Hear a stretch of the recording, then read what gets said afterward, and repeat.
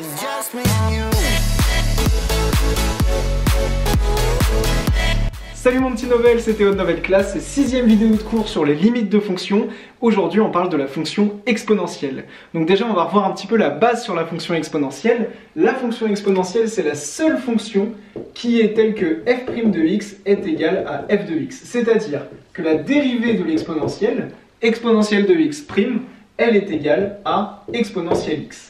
Ok, donc ça c'est vraiment la particularité de la fonction exponentielle. Ce que je te propose, c'est qu'on va commencer par apprendre à tracer la fonction exponentielle, et grâce à ça, eh bien, on pourra déduire plein de choses sur cette fonction exponentielle. Alors il y a deux valeurs à essayer de retenir par cœur. Exponentielle de 0 c'est égal à 1, et exponentielle de 1 c'est environ égal à 2,72. Une fois qu'on connaît ces deux valeurs, c'est super simple de tracer la fonction exponentielle dans un repère. On va donc ici représenter un repère comme ceci, où on va représenter l'exponentielle de x en fonction de x. Mon premier point de repère, c'est que exponentielle de 0, c'est égal à 1, ici, et que exponentielle de 1, donc pour x qui est égal à 1, c'est environ égal à 2,7. Donc ici j'ai 1, ici j'ai 2, ici j'ai 3, donc 2,7 ça va être environ ici, et donc mon deuxième point va être ici. Et à partir de là, je peux relier mes points pour tracer ma fonction exponentielle, qui va ressembler à ça, comme ceci. Qu'est-ce qu'on peut en déduire? On peut en déduire que la limite de ma fonction exponentielle lorsque x tend vers plus l'infini, c'est plus l'infini, donc on va le noter. La limite de exponentielle x lorsque x tend vers plus l'infini, c'est égal à plus l'infini. Et la limite de exponentielle x quand x tend vers moins l'infini, tu vois que mon exponentielle ici va frôler le y égale 0, et bien c'est 0. Je peux donc écrire que la limite de exponentielle x lorsque x tend vers moins l'infini, c'est égal à 0. On peut d'ailleurs en déduire que puisque la limite d'exponentielle x lorsque x tend vers moins l'infini, c'est 0, eh bien on peut dire que y égale 0 est une asymptote horizontale de ma fonction exponentielle. Alors, avec l'exponentielle, on a une notion super importante à voir ensemble, c'est ce qu'on appelle les croissances comparées. Les croissances comparées, c'est tout simplement qu'on va comparer les croissances de fonctions entre elles pour en déduire la limite en plus l'infini, et ça, ce sera super utile dans les exercices, comme tu le verras dans les vidéos d'exercices sur novelclass.com. Je vais refaire mon petit repère comme ceci, avec ici x, et avec ici différentes fonctions. Je vais représenter en noir ma fonction exponentielle de x. Exponentielle de x, on vient de la voir ensemble, elle ressemble à ça. Et puis je vais représenter en rouge ma fonction x, comme ceci, c'est-à-dire f de x égale x, et bien ma fonction f de x égale x va être ici.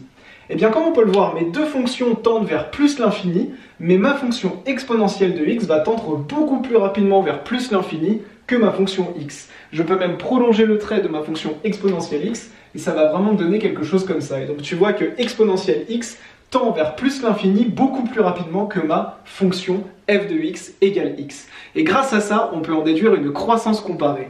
On peut dire que la limite lorsque x tend vers plus l'infini de ma fonction exponentielle x divisé par x, c'est égal à plus l'infini.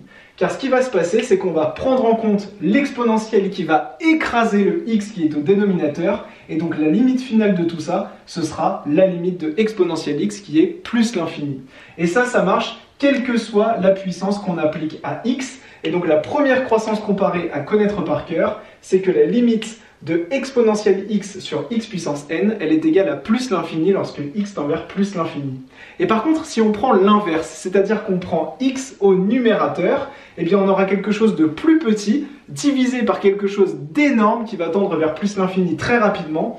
Et donc si on prend l'inverse, la limite lorsque x tend vers plus l'infini de x puissance n divisé par exponentielle x, d'accord, c'est l'inverse, et bien cette limite elle est égale à 0, car exponentielle x va tendre vers plus l'infini beaucoup plus rapidement, et donc le dénominateur va exploser, et notre rapport ici va tendre vers 0, il va devenir de plus en plus petit.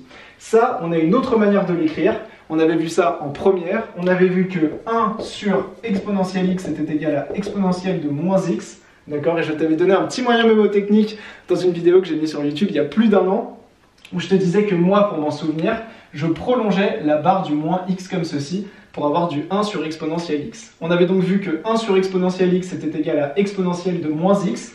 Du coup ça, je peux le renoter autrement. Je peux dire que la limite de x puissance n multiplié par exponentielle de moins x, car ici j'ai 1 sur exponentielle x, lorsque x tend vers plus l'infini, c'est égal à 0.